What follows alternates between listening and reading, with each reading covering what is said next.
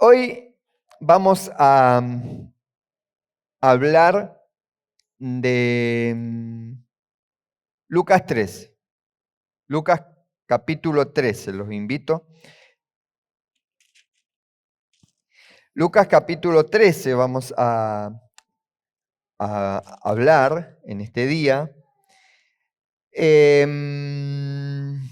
Vamos a hablar. El Shabbat pasado el apóstol nos habló acerca de la parábola de la semilla de la mostaza. ¿Recuerdan? Y yo hoy, como él dijo, continúo con la otra parábola que continúa, que es la parábola de levadura, que está en Lucas 13, capítulo 13, verso 20 al 21. ¿Tienen a Lucas? Y volvió a decir, ¿a qué compararé el reino de Dios? Es semejante a la levadura que una mujer tomó y escondió en 3 medidas de harina hasta que todo hubo fermentado. Amén. La levadura escondida, el reino que transforma desde lo invisible, es el título que yo le di a esta enseñanza. Lucas, el doctor Lucas, nos sigue relatando lo que Yeshua, en su peregrinar sobre la tierra, enseñó.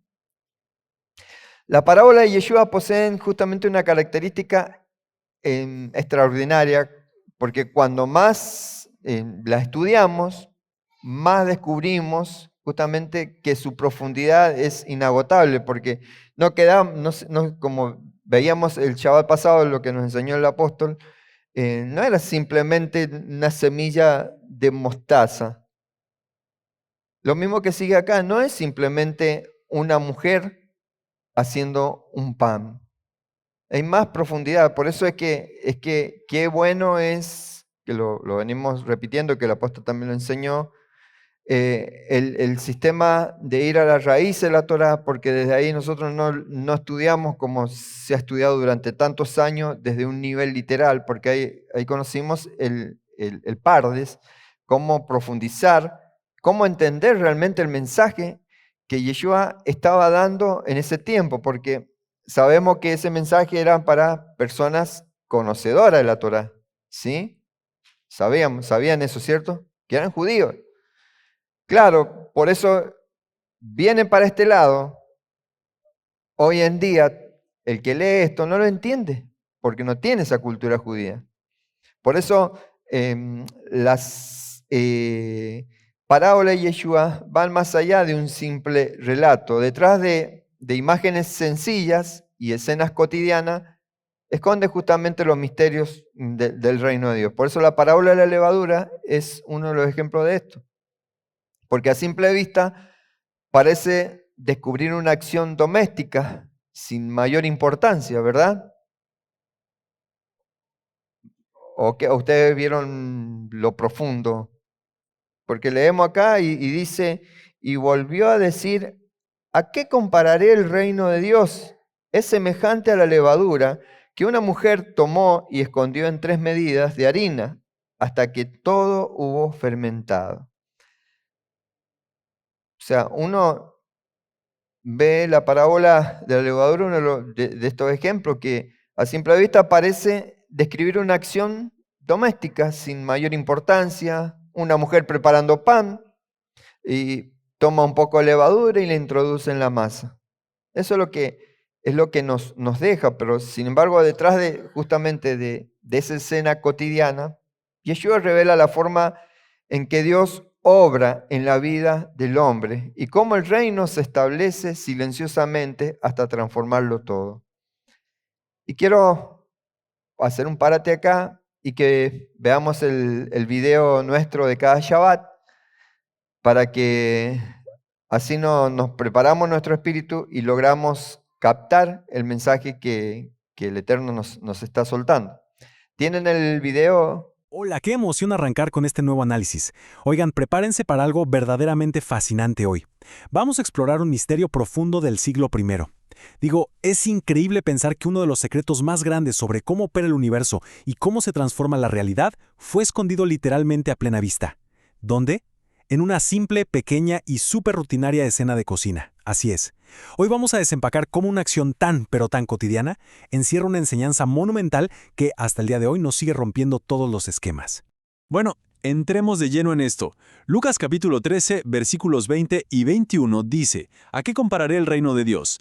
Es semejante a la levadura que una mujer tomó y escondió en 3 medidas de harina, hasta que todo hubo fermentado. Es asombroso, ¿no? Las parábolas de Yeshua son famosas justo por esto. Toman las actividades humanas más comunes y corrientes y esconden detrás de ellas los misterios más profundos del universo. Una mujer, un poco de masa, un horno y ahí mismo el secreto de todo. Pero a ver, detengámonos un segundo a pensar en la enorme ironía de esta imagen. O sea, la pregunta lógica que surge es: ¿por qué comparar el poder absoluto e invencible del universo con un simple hongo de cocina? Es casi cómico, un poco absurdo si lo analizamos bien. Hay una brecha gigantesca entre la grandeza épica que la gente de la antigüedad esperaba del cielo y esta escena tan, pero tan doméstica.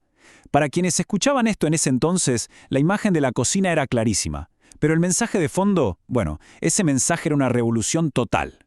Y eso nos lleva a la sección 1, el contexto histórico. Para captar el impacto real de todo esto tenemos que viajar en el tiempo, por ahí del año 30 o 32 de nuestra era. Israel estaba asfixiado bajo el Imperio Romano, aplastado por los impuestos, la gente estaba desesperada por una revolución militar. Y esto ilustra de manera brillante un contraste brutal. Por un lado vemos lo que todos esperaban: ejércitos, espadas, derrocar a Roma a la fuerza. Pero por otro lado tenemos lo que Yeshua describe: una mujer, una cocina, harina y una levadura completamente invisible. Es un choque de expectativas espectacular, cero ruido de batalla, solo una escena súper silenciosa y hogareña. Ahora, aunque esta enseñanza destrozó las expectativas del momento, cumplía a la perfección lo que los profetas ya venían anunciando. Zacarías 4:6 lo resume increíble. No con ejército ni con fuerza, sino con mi espíritu. El principio es clarísimo. Este reino no avanza conquistando imperios con armas ni escudos. Conquista algo muchísimo más difícil de dominar: el corazón humano. Y lo hace operando en total silencio, desde adentro. Pasemos a la sección 2, la paradoja del reino. Históricamente, a lo largo de la Torá, la levadura, o hametz, tenía muy mala fama. Era un elemento que se purgaba y se sacaba de las casas durante la Pascua, representando el orgullo y la corrupción. Pero ahora, lo verdaderamente interesante aquí es el giro sorprendente que vemos en Lucas 13, donde se usa como símbolo del reino de Dios y de la transformación interna. ¿Cómo explicamos esta paradoja? Pues resulta que Yeshua no está hablando del significado moral de la levadura, sino de su mecánica imparable. No importa si moralmente se veía como buena o mala, lo que realmente importa es cómo se apodera de toda la masa en silencio y sin que absolutamente nada pueda detenerla. Y ojo aquí, porque el griego original nos tira una pista buenísima. Lucas usa la palabra encripto. Básicamente significa esconder, ocultar o introducir en secreto. No dice simplemente que la mujer mezcló la levadura, dice que la escondió. Esto nos enseña que la presencia divina no invade nuestra realidad haciendo ruido ni escándalo, se introduce secretamente. De hecho, el misticismo judío menciona algo muy profundo al respecto. La luz divina superior siempre baja cubierta u oculta, justo para no hacer pedazos a los seres humanos al impactarlos con todo su esplendor. Lo que nos trae a la sección 3, las 4 características de lo invisible. Si entendemos este concepto de ocultamiento, vemos que la levadura tiene 4 rasgos que encajan a la perfección con cómo opera este reino. Repasémoslas rápido porque son fascinantes. Primero, es pequeña, nunca empieza en grande como nos recuerda Zacarías. Segundo, desaparece. Una vez dentro de la masa, ya no se ve a simple vista, queda oculta. Tercero, trabaja de adentro hacia afuera. No maquilla la superficie, sino que cambia toda la estructura dándonos un corazón nuevo. Y cuarto, es totalmente imparable. Una vez que arranca, no hay marcha atrás. La verdadera transformación siempre tiene que pasar en lo profundo y oculto, mucho antes de hacerse visible por fuera. Y no podemos dejar de lado el papel de la mujer en esta historia. En un nivel de estudio mucho más místico, conocido como el nivel Sod, ella es muchísimo más que una simple panadera. Esta figura evoca a la Shejina, a la nación de Israel, a la sabiduría personificada y hasta a la novia del Mesías. Es una imagen profundamente conectada con el capítulo 9 de Proverbios, donde la sabiduría divina prepara en secreto su alimento espiritual para nutrir a su pueblo. Llegamos así a la sección 4, el gran misterio. Bueno, prepárense, porque ahora nos acercamos al detalle más extraordinario y escondido de toda la parábola. Es una mención tan pequeña que es facilísimo no notarla, pero es monumental. La cantidad. ¿Por qué exactamente 3 medidas de harina? Digo, ¿por qué no 2 o 5? En la antigüedad esta cifra no era casualidad para nada, y su uso aquí detona una explosión de referencias espirituales impresionantes. Entonces, el punto crucial es este. La historia nos remonta a Génesis, cuando Abraham recibe a unos visitantes celestiales y usa, adivinaron, exactamente 3 medidas de harina, que por cierto equivalen a unos 39 litros, una cantidad de abundancia espectacular. Y en el terreno espiritual, este número 3 representa la totalidad del ser humano. Como dice la carta a los tesalonicenses, espíritu, alma y cuerpo. O sea, esta transformación no es parcial, está diseñada para abarcar absolutamente todas las dimensiones de nuestra existencia. Y así entramos a la sección 5, transformación total. Al dejar atrás la cocina literal, nos topamos de frente con la realidad espiritual más poderosa: crear algo completamente nuevo. Es clave entender esto. La fermentación no es solo darle un nuevo sabor a lo que ya existe. Químicamente, fermentar significa romper una estructura antigua para crear una naturaleza nueva desde cero. Asimismo opera el reino. No busca simplemente modificar unas cuantas conductas, poner reglas o cambiar apariencias. Busca cambiar la naturaleza misma desde las raíces. Y claro, este proceso requiere una paciencia inmensa, como la paciencia del agricultor en la Carta de Santiago. Es lento, silencioso, pero sumamente profundo. De hecho, esta transformación desde los cimientos hace eco perfecto con 2 de Corintios 5:17. Si alguno está en el Mesías, nueva creación es. No se trata de intentar reformar lo viejo, nada de ponerle parches a un sistema roto. Igual que la harina y el agua nunca, pero nunca vuelven a ser lo mismo por la acción de la levadura, esta vida no se trata de mejoras cosméticas, sino de convertirse, literalmente, en una creación nueva. Avancemos y veamos cómo se integra todo esto en el final. La parábola cierra con una palabrita en griego súper potente, olon, que significa todo, completo, hasta que todo hubo fermentado. Esto nos asegura que esta transformación, por más silenciosa y lenta que sea, es totalmente imparable y va a avanzar hasta que no quede absolutamente nada sin transformar. Va a conquistar la mente, la voluntad, las acciones, la obra completa, pues. Para terminar, vale la pena quedarnos con esta profunda reflexión inspirada en 1 de Samuel 16:7.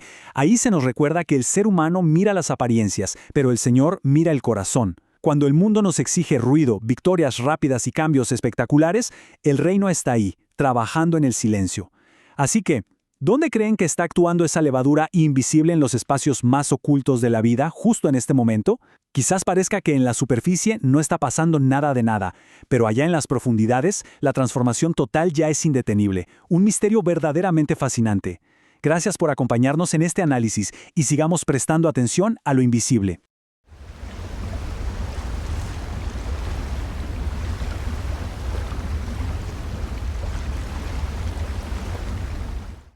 Escucharon el relato de este video. Y como decía ahí, cómo Yeshua compara, dice, y volvió a decir, ¿a qué compararé el reino de Dios? Es semejante a la levadura que una mujer tomó y escondió en 3 medidas.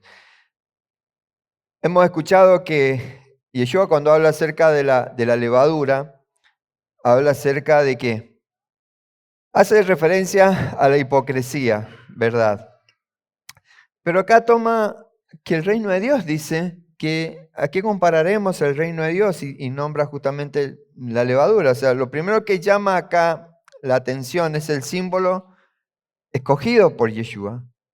En la Torá, la levadura, que es Hametz, suele relacionarse con aquello que debe ser quitado durante Pesaj. Lo hemos visto, lo hemos trabajado cuando comenzamos Pesaj, que estaban los 7 días de panes sin levadura, ¿cierto?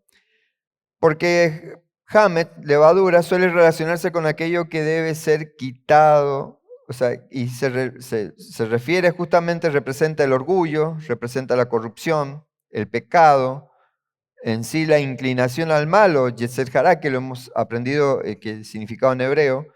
Incluso el propio Yeshua advierte a sus discípulos, lo vemos en Mateo 16:6, cuando dice: guardaos de la levadura de los fariseos y de los saduceos.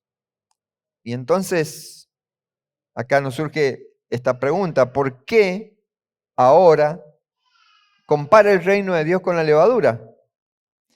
Y la respuesta es que Yeshua no está hablando del significado moral en sí de la levadura, sino de la manera que actúa la levadura. Porque así como una pequeña porción de levadura penetra silenciosamente toda la masa hasta transformarla por completo, de la misma manera el reino de Dios. Por eso comienza haciendo referencia a la levadura. El reino de Dios comienza su obra desde el interior del hombre hasta alcanzar cada aspecto de su vida. Justamente para comprender plenamente esta enseñanza necesitamos situarnos en el momento y el lugar donde fue pronunciada, porque recuerden que Yeshua él no iba a dar una parábola diciendo, no sé, porque los aviones que vuelan y aterrizan en los aeropuertos, la gente dice: aviones, ¿qué es eso? Aeropuerto, ¿qué es eso? O sea, Yeshua tomaba siempre ejemplos, o sea, lo cotidiano, lo que él veía, para que la gente en sí lograra captar el mensaje. Por eso es que es bueno entender el contexto de cada enseñanza del Mesías, el contexto geográfico, histórico, el contexto cultural de cuando los mensajes eran dados, porque hasta el día de hoy nosotros hemos leído tantas veces tal vez esta parábola y no lográbamos entender qué es lo que quería decir el Mesías. El escenario donde fue pronunciada la parábola, Lucas nos proporciona justamente un dato que, aunque parece simplemente geográfico, posee un significado muy fuerte en lo espiritual, porque Lucas 13:22 dice: pasaba Yeshua por ciudades y aldeas, enseñando y encaminándose a Jerusalén. ¿Por dónde pasaba Yeshua? ¿Y a dónde iba? Hacia Jerusalén. A Jerusalén. O sea que esta parábola forma parte del último gran viaje de Yeshua hacia Jerusalén. Él ya iba camino, él sabía que los tiempos se acortaban. Él ya iba camino a la crucifixión. Desde Lucas 9:51, justamente el evangelista describe ese camino como una marcha deliberada hacia el cumplimiento de su misión redentora. O sea, él sabía a dónde iba. Él deliberadamente caminó por esa ciudad e iba a cumplir el propósito por el cual él vino a la tierra. Cada ciudad visitada, cada milagro realizado y cada parábola pronunciada justamente preparaba a los discípulos para comprender el verdadero carácter del reino de Dios. Porque recordemos que hasta en el pueblo judío quería que el Mesías viniese a reinar, o sea, como que el reino de Dios iba a ser en sí un Mesías con espada, que iba a tomar ejércitos y iba a reinar sobre Jerusalén. Ese era el Mesías que el pueblo esperaba. ¿Sabían eso ustedes? Sí lo saben, lo hemos hablado siempre. Y Yeshua lo que le quería mostrar era que él era el rey, pero ¿de qué reino era el rey? ¿Y qué venía a reinar? Es muy probable que justamente que esta enseñanza fuera compartida en alguna pequeña aldea de Galilea o de Perea, que eran regiones justamente agrícolas, donde la elaboración del pan formaba parte de la vida cotidiana, o sea que era común encontrar a una mujer amasando. O sea, estaban los campos de trigo, los olivares, los viñedos, los molinos manuales y los hornos, justamente hornos comunitarios, que era parte de ese paisaje ritual, en el horno comunitario donde hacían el pan. O sea, todas las familias conocían la preparación del pan. Él sabía de qué es lo que le estaba hablando Yeshua. Y hoy en día acá también las mujeres que hacen el halot saben de qué están hablando. Porque cuando no ponen no lo dejan leudar al pan, quieren apurar el proceso porque empiezan tarde a hacer el pan, le sale una cosa chata, finita. En cambio, cuando empiezan le dan lugar a la levadura que leude, empiezan en la mañana orando, trabajándolo con todo como corresponde, te encontrás con un pan que poniéndole la misma cantidad de harina no te cabe en la bandeja, ¿o no? ¿No le ha pasado eso? Y bueno, eso es lo que justamente ustedes saben entonces de qué se trata, de qué Yeshua estaba hablando acerca del tema de la harina. Toda la familia conocían el proceso de preparar el pan y cada mujer conservaba un pequeño trozo de masa fermentada del día anterior para utilizarlo en una nueva preparación. ¿Alguien algún campesino acá que en su casa preparaban, amasaban y dejaban una parte de esa masa para el próximo amasijo? Bueno, yo era uno de esos. Gracias, Señor, por haberme hecho crecer en una zona parecida a Jerusalén. Entonces, hay muchas cosas parecidas a Jerusalén. Bueno, y el pan era así. Yo me acuerdo que amasábamos el pan, yo le ayudaba siempre a mi mamá. Después de amasar, sacaba, hacía un pancito así, lo metía dentro de la misma harina. O sea, lo dejaba orear, lo metía dentro de la misma harina, no lo revolvía y eso se secaba. Y a la próxima semana lo mezclaba con agua tibia, con sal, y lo ponía en la harina que ponía en el recipiente y eso empezaba a leudar. De un tacho así, la harina se levantaba así y cuando había buena temperatura se desbordaba. ¿Entiende? ¿Van entendiendo el mensaje que Yeshua quería dar? Por eso cuando Yeshua habló de una mujer que escondía levadura en la harina, ninguno de sus oyentes necesitaban una explicación. Era una escena que había contemplado desde su infancia, así como lo estoy relatando yo. Desde mi infancia yo contemplaba cómo se hacía ese pan. Y precisamente allí encontramos la primera gran enseñanza de esta parábola. Dios suele revelar los misterios más profundos del reino utilizando las imágenes más sencillas de la vida diaria. O sea que mientras muchos esperaban una manifestación espectacular del reino, Yeshua dirigió la atención de todos hacia una cocina. Todos esperaban un tipo revolucionario con espada y Yeshua redireccionó todo, o sea, no se puso a dar estrategia militar de cómo conquistar, derribar el imperio romano. Porque esto ya lo he hablado, el imperio que te domina nunca lo vas a derribar desde afuera. Y lo hemos visto así como en la... Me dicen que es webinar o aula virtual cuando se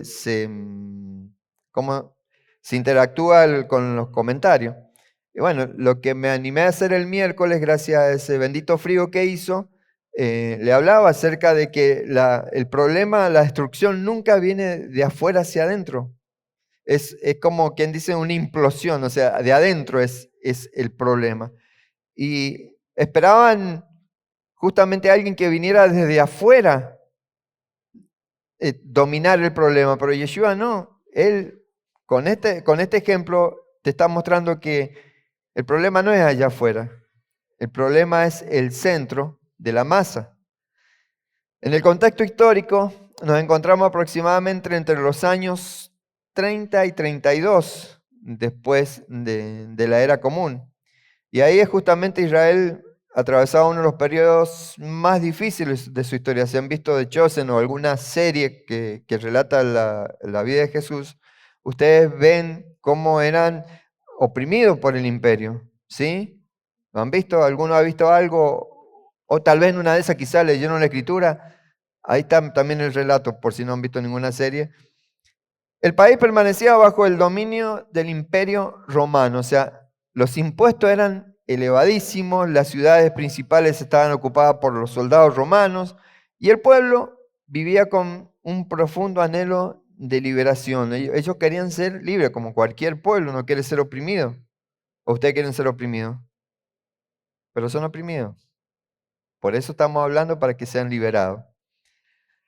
La expectativa mesiánica era enorme, o sea, están esperando ese Mesías que iba a venir, se imaginaban como un tipo David, como era del linaje de David, pensaban que iba a venir como David, a destruir todos los enemigos a espada. Se tenía una expectativa enorme y muchos aguardaban la llegada de ese Mesías que expulsara a Roma, que restaurara el reino de David y devolviera justamente a Israel su independencia. Imaginaban un reino que aparecería mediante guerra, o sea, el juicio contra las naciones y el poder militar. Ellos querían alguien por eso cuando muchos lo rechazaban, porque decían, pero ¿qué está hablando? No es lo que nosotros tenemos en nuestra mente. O sea, no está trayendo la solución que nosotros queremos. Porque muchas veces nosotros somos como este pueblo de Israel, que le están diciendo al Eterno, le están diciendo, ¿cómo quieren ustedes ser liberados de tal o cual prisión que están teniendo? Le quieren enseñar cómo actuar, porque pobre anciano que es barbudo, así viejito, le vamos a decir, le damos una manito, le vamos a decir cómo hacer las cosas. Yo quise darle una manito y me fue pésimo. Nunca trate de darle una mano a Dios. Dios no necesita que le des una mano. Dios necesita que le des toda tu adoración. Que sea que dependa solamente de Él. Eso necesita, no que le des una manito. Acá hay varios que le quieren dar una manito a Dios de vez en cuando. Y no quieren esperar, y se terminan comiendo el pan duro porque no quieren esperar el proceso de la levadura. Y terminan con un pan duro, todo quemado, todo negro, porque no quieren esperar el tiempo. ¿Sigo? De ahí que va a estar, que el amasado iba a terminar bien amasado. Sin embargo, Yeshua rompe completamente con esa expectativa que muchos tal vez hemos tenido. No habla de ejércitos, no habla justamente de espada, no habla de revoluciones, habla de una mujer preparando pan. Lo más calmado que puede verse, lo más, no sé, sensible, ¿cómo decirlo? Una mujer amasando pan. Algo tan común o cotidiano. La diferencia no puede ser más evidente. Mientras el pueblo esperaba un cambio político, Yeshua enseña que el reino comienza transformando el corazón del hombre. Por eso cobra un significado especial justamente las palabras del profeta Zacarías que dice, no con ejército, ni con fuerza, sino con mi espíritu, ha dicho Yahvé de los ejércitos. No es con ejército, decirle al de al lado, no es con ejército, no es con tu fuerza, decirle, sino con el Espíritu de Dios. El reino de Dios no comienza conquistando imperios, comienza conquistando el corazón de las personas. En un contexto social, la escena escogida por Yeshua estaba muy arraigada en la vida cotidiana del pueblo judío. En el siglo I, preparar el pan era una de las responsabilidades principales de la mujer del hogar. Por eso cada mañana debía moler el trigo, tamizar la harina, mezclar el agua, reservar un pequeño trozo de masa fermentada del día anterior, amasar y esperar pacientemente hasta que toda la masa hubiera fermentado antes de llevarla al horno.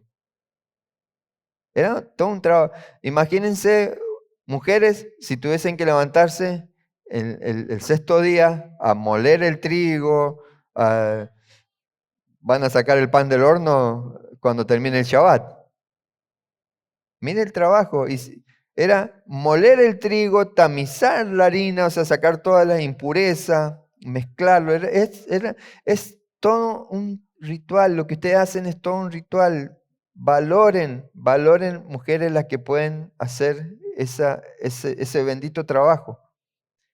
Era un proceso silencioso y aparentemente imperceptible, pero nadie observa minuto a minuto la acción justamente de la levadura. Sin embargo, todos sabían que una vez escondido dentro de la masa, ésta terminaría transformándola completamente. Además, el pan constituía el alimento básico de la alimentación diaria. No era simplemente un acompañamiento de la comida, era el sustento mismo de la familia. Por eso la palabra lehem no solo significa pan, sino que también evoca la idea del sustento y de la provisión de Dios. No es casual que Yeshua dijera, yo soy el pan de vida. A primera vista, esta parábola parece extraña, porque ya lo dijimos, la levadura, Hamet, representaba el orgullo, la corrupción, el pecado. O sea, en síntesis, la inclinación al Yeser Hará, la inclinación al mal. Por eso era que nuestro proceso de liberación comenzaba con sacar el Hametz, ¿sí? Cuando comenzaba Pesaj. Por eso que Éxodo 32:15 dice, 7 días comeréis panes sin levadura, y así el primer día haréis que no haya levadura en vuestras casas. O sea que la salida de Egipto representa abandonar la esclavitud del pecado. O sea, el Hametz simboliza aquello que debía ser eliminado para comenzar una nueva vida de santidad. Y lo hemos leído, y Yeshua también lo decía, que guardáramos la levadura de los fariseos, de los saduceos. Pero aquí la levadura, cuando hablaba de Yeshua, representaba la hipocresía. Sin embargo, acá en Lucas 13, Yeshua sorprende a todos, porque dice que el reino de Dios es semejante a la levadura. Ojo que no está diciendo que la levadura es buena. Dice que el reino de Dios es semejante a la levadura. No dice que la levadura es buena, dice que el reino trabaja de la misma manera que la levadura, silenciosamente, desde el interior, hasta transformar completamente la masa. Y aquí comienza el significado profundo de la parábola. Encontramos la palabra que dice, tomó y escondió en 3 medidas. La palabra escondió, la palabra que usa Lucas es del verbo griego encriptó. Encriptó. Ahí está, bien grandota. ¿Alguien le suena esa palabra? Encriptó.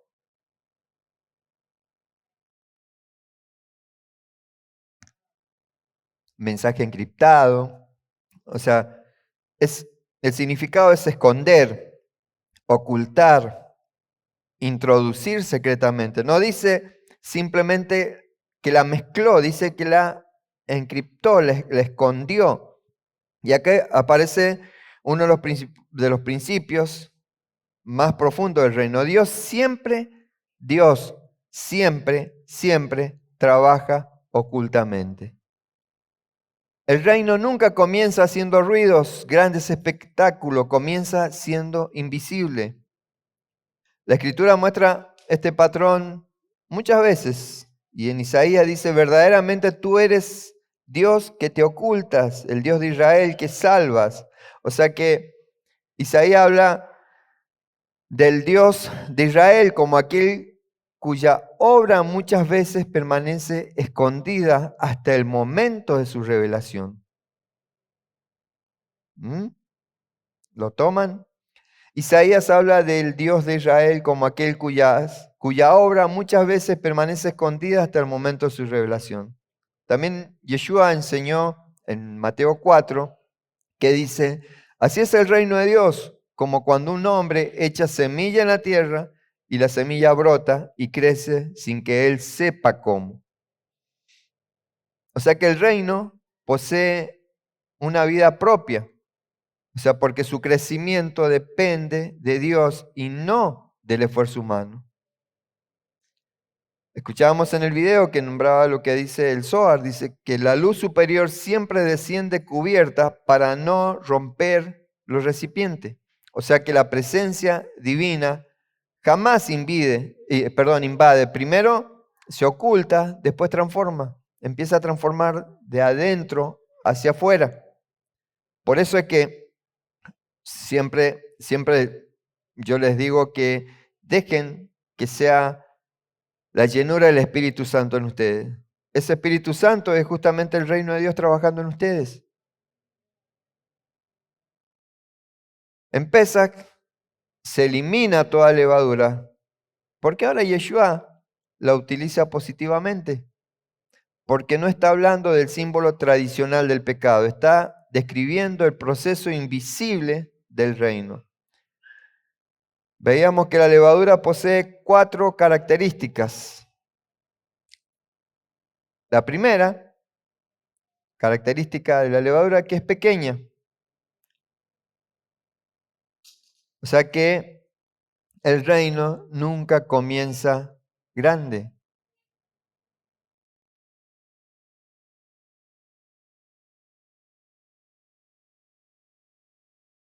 Después del exilio, el segundo templo parecía insignificante comparado con el de Salomón, pero Dios enseñó que Él se glorifica comenzando con lo pequeño. La segunda característica de la levadura es que desaparece, o sea, se mezcla. A ver, los que han hecho el pan, ¿logran identificar dónde está la levadura? Desaparece. Una vez adentro ya no se puede ver. Por eso Colosenses 3 dice, porque habéis muerto y nuestra vida está escondida en el Mesías, en Dios. O sea que la verdadera transformación ocurre en el interior del hombre. La verdadera transformación ocurre en el hombre interior antes de la manifestación, de manifestarse exteriormente. Cuando el reino de Dios, o sea, cuando una persona manifiesta exteriormente el reino de Dios, o quiere manifestar exteriormente el reino de Dios, siempre termina cayendo o volviendo atrás. Porque la transformación empieza de adentro hacia afuera. La levadura actúa desde adentro, no cambia la superficie. La levadura, usted ve en el pan, han visto, como decíamos, gracias al Eterno se hace el jalot en sus casas, o algunos también amasan. Ven que no cambia, empieza a crecer, pero la superficie está igual. No cambia la superficie, transforma en sí toda la estructura. Por eso es que el profeta Ezequiel dice, os daré corazón nuevo y pondré espíritu nuevo dentro de vosotros. Dios empieza a transformarnos desde adentro hacia afuera. La promesa del nuevo pacto no consiste solamente en nuevas normas, sino en una nueva naturaleza. El nuevo pacto no es en decir, bueno, estamos en el nuevo pacto, hemos entendido lo que dice la Torá, sabemos que no tenemos o sea, qué alimentos comer, qué alimentos no comer. O sea, no transforma en sí, el reino de Dios no se manifiesta en que hagamos rituales. O sea, vos podés hacer Kabbalah Shabbat, podés dar una buena enseñanza en la mesa, hacer todos los pasos, no trabajás, te lavás las manos, todas las oraciones, los tres tiempos de oraciones que está establecida por los sabios judíos. Pero si no has sido transformado tu interior, de nada sirve. Porque fíjense que los judíos, muchos ellos, no han sido, o sea, el reino de Dios no está en ellos. Por eso es que hacen tantos rituales, y mejor que lo hacemos nosotros, porque de ellos vienen, y no reconocen al Mesías.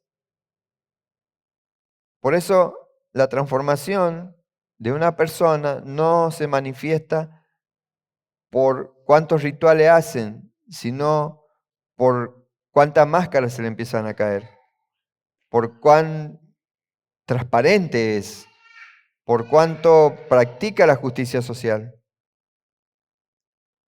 Una vez iniciada la fermentación, nadie puede detenerla. Filipenses 1:6 dice, el que comenzó en vosotros la buena obra la perfeccionará. O sea, la obra iniciada por Dios continúa hasta alcanzar su plenitud. Una vez que comienza la fermentación, nadie la puede detener.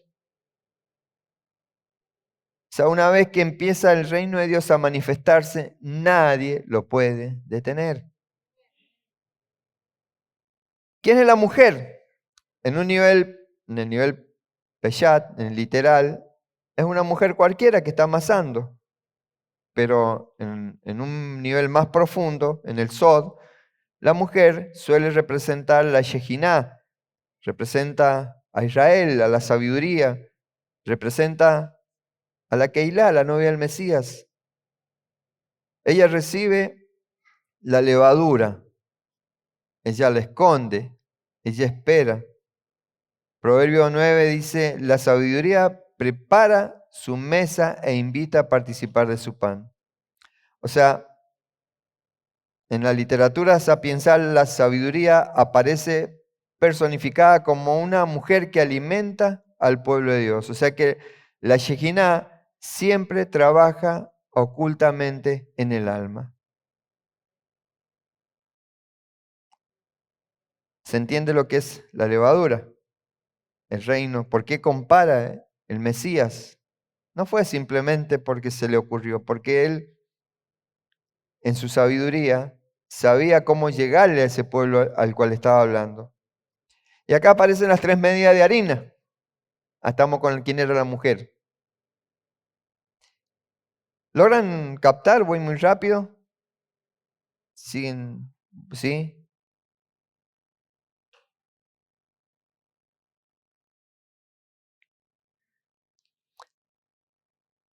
Pero saben, ustedes cada vez que de ahora en más que hagan amasen y piensen en esta enseñanza y vean cómo la levadura va transformando de adentro hacia afuera. El reino de Dios se manifiesta de adentro hacia afuera.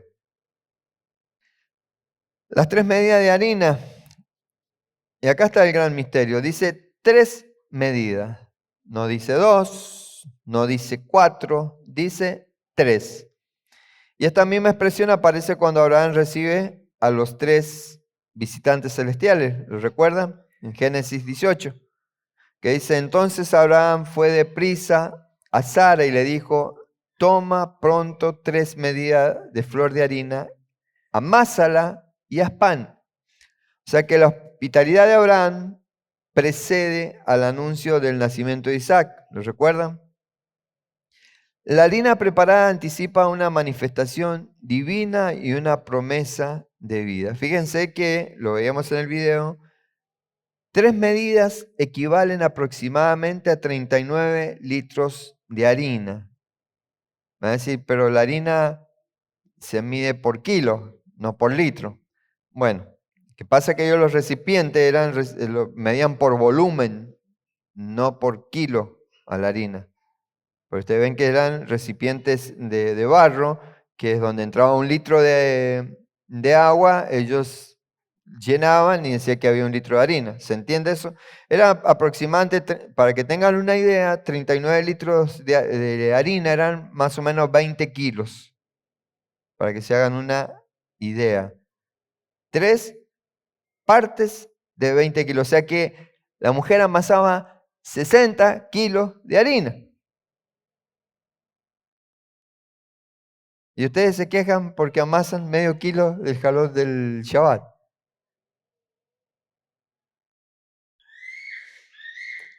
En el nivel mistagógico, el número 3 representa el cuerpo, alma y espíritu. Por eso ese que tomaba 3 medidas representa cuerpo, alma y espíritu. Primera Tesalonicense dice que todo vuestro ser, espíritu, alma y cuerpo sean guardados irreprensibles. O sea, cuando se refiere a esas tres, como dice, esas tres medidas, se refiere justamente a eso, cuerpo, alma y espíritu. O sea, Pablo expresa el deseo de que la santificación alcance todas las dimensiones del ser humano. La santificación tiene que alcanzar cuerpo, alma y espíritu.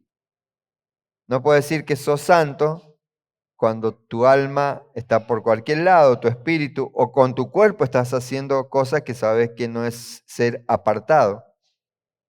El reino no transforma una parte del hombre, fermenta todo su ser. O sea, cuando el reino de Dios está en vos, porque rezamos al Padre nuestro que estás en los cielos, santificado sea tu nombre, venga a nosotros tu reino, y lo rezamos, espero que te lo recen todos los días. Está diciendo que tu reino venga a mí, que tu reino fermente todo en mí, todo tu ser, todo mi ser, que transforme todo mi ser. Eso es decir, que tu reino venga a mí. El misterio de la fermentación. Fermentar significa romper una estructura para formar otra. Y eso es lo que hace el Espíritu Santo. No añade simplemente conocimiento, produce una nueva creación, porque la masa, al fermentar, despide gases. ¿Sabían ustedes? A ver, alguien que relacione dónde vimos algo de eso, de que la fermentación produce gases y expande.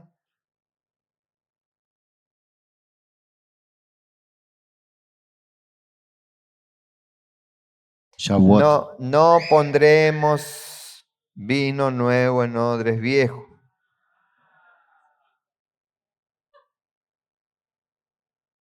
Porque al fermentar produce gases y expande y el odre se rompe.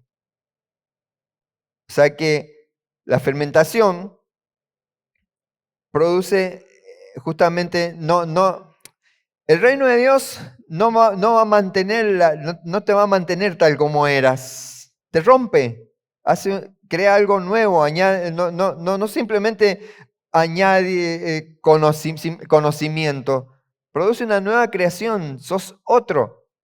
Como lo decíamos, dábamos el ejemplo de que ustedes lo ven cada semana, que amasan un pancito, hacen las trenzas, que es algo chiquito así, y después ven que se transforma completo. Y el pan no vuelve a ser. Una vez que el reino de Dios obra en una persona, ya no vuelve a ser la misma de antes. Por eso es que yo muchas veces, tal vez muchos disientan conmigo, que si te vas, dejas de congregarte, volvés a pecar, volvés a hacerlo de antes, nunca fuiste salvo, nunca te convertiste.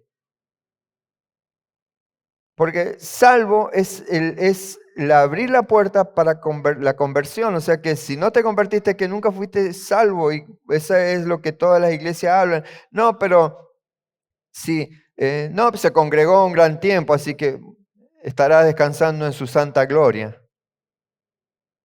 Así, algo así dicen. Pero se congregó. No, se congregó 5 años, después 20 años más, no se congregó más. No tengan esperanza de que porque se congregó un año ya son salvos y no van a ir al lago de fuego. Por algo dice la palabra que el que persevere hasta el fin. O sea, entonces, y el que persevera hasta el fin es justamente el que está convertido. El que abandona a mitad de camino nunca se convirtió.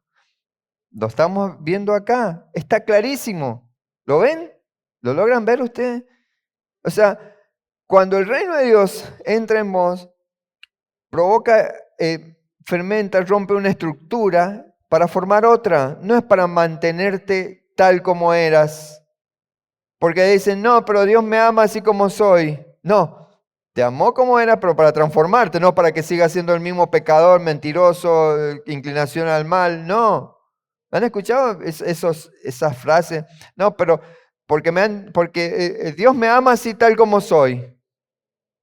Te amó y en ese amor, así como eras, te trajo, pero no para que te quedes como eras, sino hacemos ese sacrificio en la cruz en vano. O sea, blasfemamos contra el Espíritu Santo. Eso es blasfemar contra el Espíritu Santo. Porque nunca, o sea, ese es un corazón endurecido que nunca va a ser transformado. El que se dice, no, pero Dios me ama así como soy. O la otra frase, pero no la he escuchado acá, tal vez allá afuera. Dios me entiende. ¿La han escuchado esa? Dios me entiende. Estoy comiendo porque tengo hambre. El pastor no come pero yo tengo hambre. Yo también estoy acá y almorcé al mediodía. Pero Dios me entiende. Me entiende que tengo hambre. Tienen que tener hambre de su palabra. Están comiendo su palabra. No están en el cine para estar comiendo chisito. Eso es como faltarle el respeto a la palabra de Dios. Cuando va al cine, sí, está viendo una película, está con...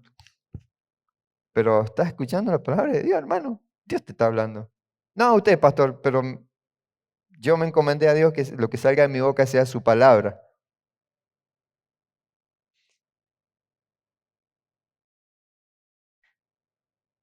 Dios no añade simplemente conocimiento, produce una nueva creación. Por eso el apóstol Pablo dice en 2 Corintios, si alguno está en el Mesías, ¿cómo? Nueva criatura es. Pero no dicen que Dios me ama así como soy. Está en el Mesías, nueva criatura soy, no te ama con los pecaditos de antes, porque cuando dice, Dios me ama así como soy, con los mismos pecados que tengo, te amó, te rescató en ese amor, pero para cambiarte, no para que te mantengas igual, porque el reino de Dios fermenta, rompe esa estructura para formar otra. O sea, eso hace el Espíritu Santo, el reino de Dios en vos. Eso es, por eso es que digo, pidan que les llenure el Espíritu Santo, porque el Espíritu Santo lo que provoca en vos es fermentar para romper esa estructura vieja y formar una nueva. No para añadir conocimiento y saber mucho de historia, de Torá y de los sabios. No digo que esté mal, pero de nada sirve si no dejas que seas transformado, si no dejas que el Espíritu Santo te rompa. Muchas veces el Espíritu Santo está fermentando y sentiste un crujido y dices, ay, no, no, Señor, no, perdón. No, te quieres romper. Te quieres romper y hacer de nuevo. Porque Él sabe el propósito que tiene con tu vida y si vos no dejás que Él te rompa, no le vas a ser útil, porque así como estás, no le servís. Por eso Él quiere formar una nueva criatura. Por eso dice, si alguno está en el Mesías, nueva creación es. La vida en el Mesías no consiste en reformar el viejo hombre, sino en participar de una creación completamente nueva. No sos el mismo de antes. Yo le doy tanta gracia al Señor de no ser el mismo de hace 25 años atrás, porque ya no sería, ya no estaría. Imagínate, 2 veces había intentado quitarme la vida, hace 25 años, en alguna lo hubiese pegado y no estaría. O sea, ¿cómo no le da gracias de que me rompió, me desarmó, me desintegró, me tiró por el piso? Encima, como quedaban algunos pedacitos, me pasaba así con la aplastadora esa que viste en la ruta. Y cuando dejé de patalear, ahí me empezó a formar. No digo que ya estoy completo. Soy perfectible, lo decía la maestra esta mañana. No soy perfecto. Estamos llamados a ir a esa perfección. Pero deja que te trate. Decirle al de al lado, deja que Dios te trate. Deja de enojarte con Dios. Deja de decir, ¿y dónde está Dios?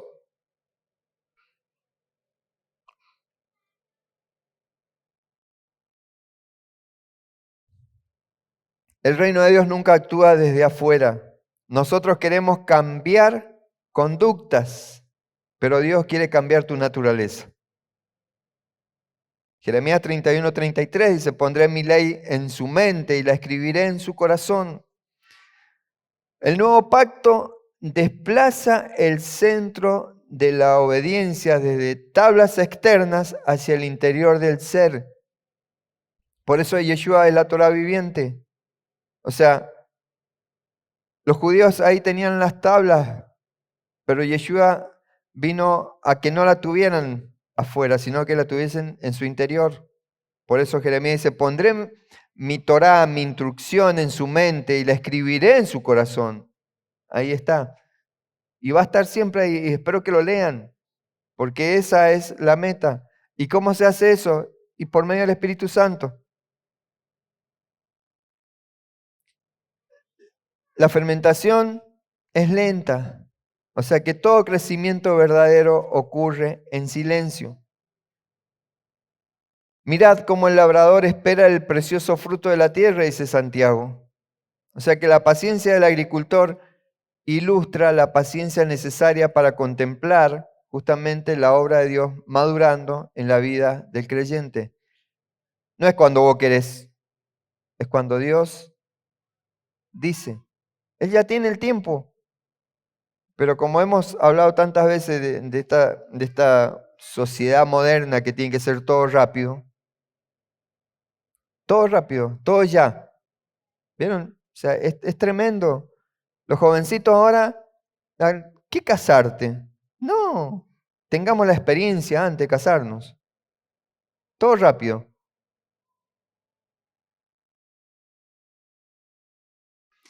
Y el secreto de ese que dice, tomó y escondió 3 medidas de harina hasta que todo hubo fermentado, ese hasta, el griego es olón, con H, olón, que significa todo. O sea que nada quedó sin transformar, dice hasta que todo hubo fermentado, hasta que todo fue transformado. Por eso el apóstol Pablo dice en Romanos 12, transformaos por medio de la renovación de vuestro entendimiento. O sea que la transformación del reino alcanza la mente, la voluntad y finalmente toda tu vida.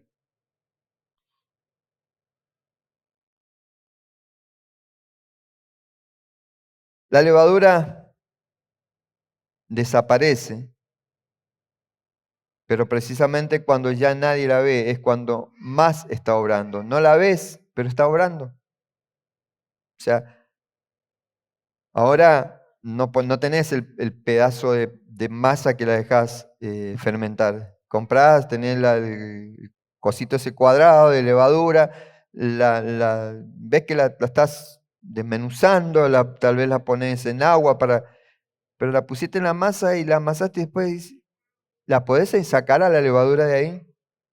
No, es como que desapareciera. Pero precisamente cuando ya nadie la ve es cuando más está obrando. Primera Samuel dice, el hombre mira lo que está delante de sus ojos, pero el Señor mira el corazón. El hombre mira lo que está delante de sus ojos. Por eso es que muchas veces te enojas con el hermano o decir, oh, pero el pastor, ¿por qué permite tal o cual cosa? ¿Y por qué aquel no le reta como a mí? ¿Por qué? ¿O por qué a mí me dice tal cosa y al otro no le dice nada? Y porque a veces nosotros escuchamos la voz de Dios y Dios no mira al hombre como lo está viendo. El Señor está mirando el corazón.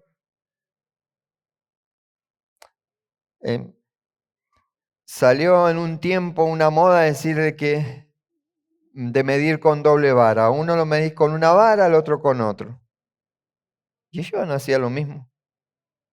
Es de acuerdo al corazón. No es que a uno le permitís pecado y al otro no. No, a ver, no me imagino a Martín tratando de corregir a Israel como corrige a Benicio. Estaría loco.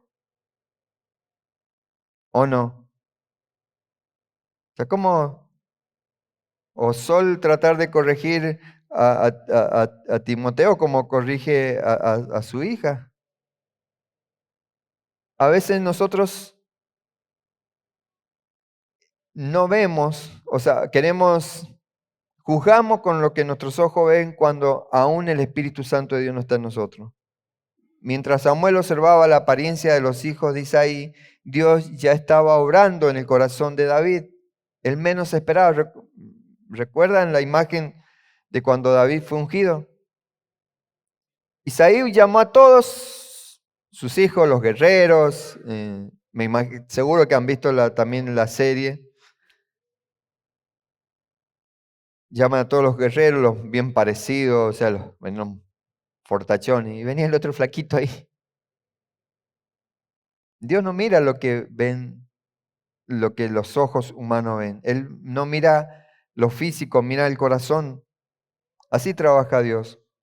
Cuando parece que guarda silencio, está cambiando justamente esa estructura interior.